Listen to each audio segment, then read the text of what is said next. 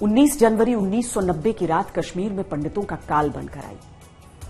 पंडितों को धमकियां मिलने लगी कि उन्हें जान से मार दिया जाएगा अगर वो कश्मीर छोड़कर नहीं गए। आतंकवाद और पाकिस्तान के हक में तकरीरें की गई। भय से थरथर कांपते पंडित अपना सब कुछ छोड़ पलायन को मजबूर हो गए।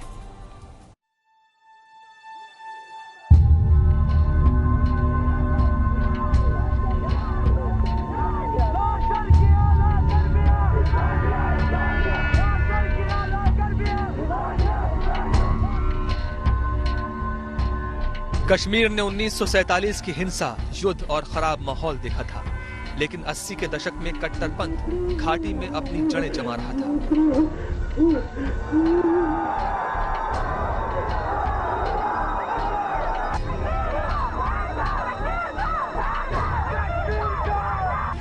पाकिस्तान के बहकावे में आकर कश्मीर के युवा बंदूक उठा रहे थे। साल 89 का ढलान आया तो हिंदुओं के खिलाफ नफरत में उफान आया। कश्मीरी हिंदुओं और सिखों पर हमले बढ़ने लगे।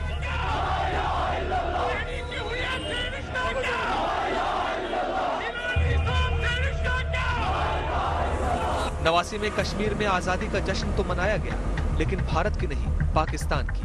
14 अगस्त को घाटी में जलसे हुए और 15 अगस्त को सब बंद रखा गया। कश्मीर में पाकिस्तान का चैनल PTV देखा जा रहा था।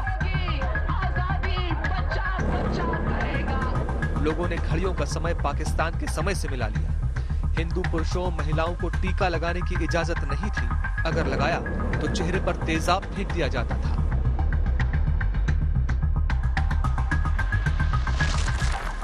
चौदह सितंबर 1989 को बीजेपी नेता पंडित टीका लाल टपलू की हत्या कर दी गई।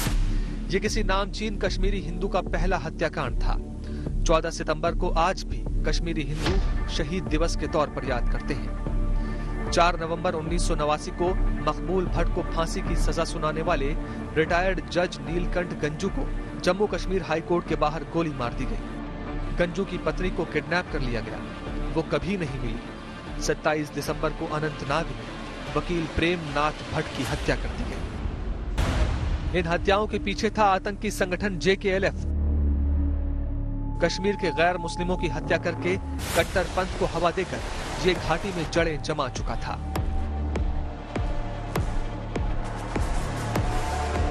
feel happy as a father. I feel happy. What as a politician? As a home minister. As a politician, I feel it should not have happened.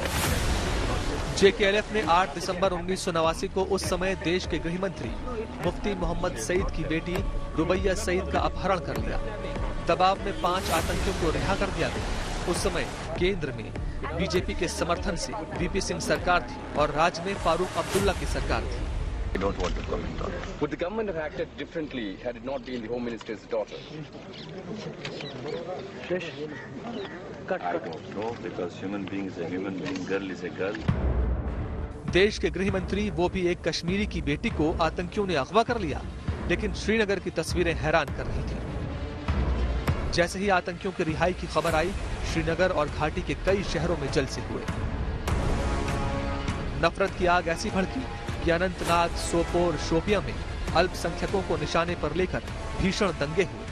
अल्पसंख्यकों के घरों को आग लगा दी गई। तब जम्मू कश्मीर के गवर्नर थे पूर्व सेना अध्यक्ष जनरल KV कृष्ण राव। दिसंबर 1989 में ही ऐलान कर दिया गया कि कश्मीरी पंडित घाटी छोड़कर चले जाएं। अगर आप लोग यहाँ से नहीं चले गए तो हम आपके मकानों को जलाकर राख कर देंगे। ये आपके लिए आखिरी मौका है। चले जाओ, इस कश्मीर से चले जाओ। जब कश्मीरी पंडितों की जघन्य हत्याएं हो रही थी, तब उस समय के मुख्यमंत्री फारूक अब्दुल्ला पर आरोप लगे कि वो गोल्फ खेलने में व्यस्त थे। जमीन हिंदुस्तान की और हर ओर जहर पाकिस्तान का फैल रहा था। कश्मीर के मुसलमानों, भारत को सबक सिखाने का एक ही तरीका, कश्मीर के मसले का एक ही हल,